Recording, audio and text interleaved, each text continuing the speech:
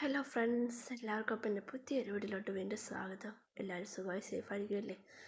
എനിക്കിന്ന് മാസ്ക് വെച്ചിരുന്ന കാര്യം എന്താണെന്ന് വെച്ചാൽ പനിയായിരുന്നു. പനി മാറിയിട്ട് വീണ്ടും ചുമയായിട്ട് ശ്വാസം മുട്ടലെല്ലാം തുടങ്ങിയോണ്ട് ഇന്നിപ്പം ഡോക്ടറെ കാണിക്കാൻ പറ്റത്തില്ല. അങ്ങനെ ഞങ്ങൾ ഡോക്ടറെ കാണാൻ വേണ്ടിയിട്ട് വൈകിട്ട് പോവാണ്. വലിയ തിരക്കൊന്നും ഇല്ലായിരുന്നു. പിന്നെ പെട്ടെന്ന് തന്നെ കണ്ടിറങ്ങാൻ സാധിച്ചു. പിന്നെ ഇവരെയൊക്കെ പൊക്കിക്കൊണ്ട് പോകുന്നതാണ് ഒരു റിസ്ക്. പിള്ളേർ നമുക്ക് വയ്യായെങ്കിൽ ഇരട്ടി ജോലി തരുന്ന ഒരു അവസ്ഥയാണ് അവരുടെ ജോലി. അങ്ങനെ അവരെല്ലാം കൊണ്ട് ഞങ്ങൾ നേരെ പോയി. അങ്ങ് ഞങ്ങളുടെ സ്ഥലം ഏകദേശം മിക്ക ആൾക്കാർക്കും അറിയുന്ന സ്ഥലമാണ് നമ്മുടെ കൊല്ലം പുനലൂരാണ് ഞങ്ങൾ താമസം. അവിടെ ഞങ്ങളങ്ങോട്ട് പോകുന്ന വഴിക്കെല്ലാം വീഡിയോസൊക്കെ എടുത്തത് വേറൊന്നുമല്ല, ഞങ്ങളെ സ്ഥലത്തിൻ്റെ സ്ഥിതി കണ്ടിട്ട് ഞാൻ വീഡിയോസ് എടുത്തതാണ്. ഞങ്ങളുടെ സ്ഥലത്തിന് ഫുള്ള് താണ്ട ഇങ്ങനെ പോകുന്ന വഴിക്കെല്ലാം ചപ്പുചവറുകൾ, കുഞ്ഞുങ്ങളുടെ പാമ്പേഴ്സ്, അങ്ങനെ ഒട്ടുമിക്ക സാധനങ്ങളും കൊണ്ടിട്ടിട്ടാണ് പോകുന്നത്. പക്ഷെ ഇപ്പോൾ വൃത്തിയാക്കിയപ്പോൾ ഒന്നുമില്ല. വൃത്തിയായതിന് ശേഷം വീണ്ടും താണ്ട ആൾക്കാർ കൊണ്ടുവന്ന് എടുത്തുകൊണ്ട്. എന്താണ് ഈ ആൾക്കാരോടൊന്നും പറഞ്ഞാൽ മനസ്സിലാവാത്തതെന്ന് എനിക്കറിയത്തില്ല.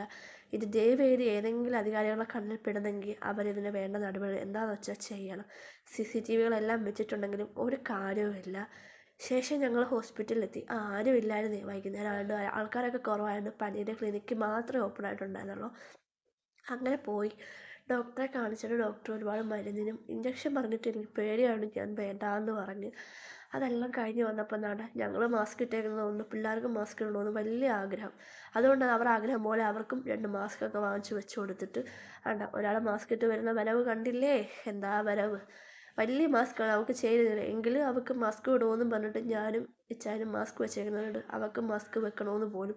അങ്ങനെ അവർ ആഗ്രഹം നടക്കട്ടെ എന്ന് പറഞ്ഞ് അതും വെച്ച് കൊടുത്തിട്ടാണ്. പിന്നെ ഇച്ചാൻ്റെ ഫ്രണ്ടിനെ കാണാൻ വേണ്ടി കുറച്ച് നേരം അവിടെ പോയിരുന്നുണ്ട്. പുള്ളിയുടെ കാര്യങ്ങളെല്ലാം പറഞ്ഞു. അങ്ങനെ കുറച്ച് സമയം അവിടെ ഇരുന്നതിന് ശേഷമാണ് ഞങ്ങൾ വീട്ടിലോട്ട് പോകുന്നത്. അതിൻ്റെ ഇടയിൽ വെച്ചിട്ട് ഒരു ചായ പോലും കുടിക്കാൻ സാധിച്ചില്ല. ചായ കുടിക്കണം എന്ന് കരുതി. അപ്പോഴത്തേനും സംസാരം എല്ലാം കഴിഞ്ഞപ്പോഴത്തേനും ഏകദേശം ഒരുപാട് സമയമായിട്ടുണ്ടായിരുന്നു.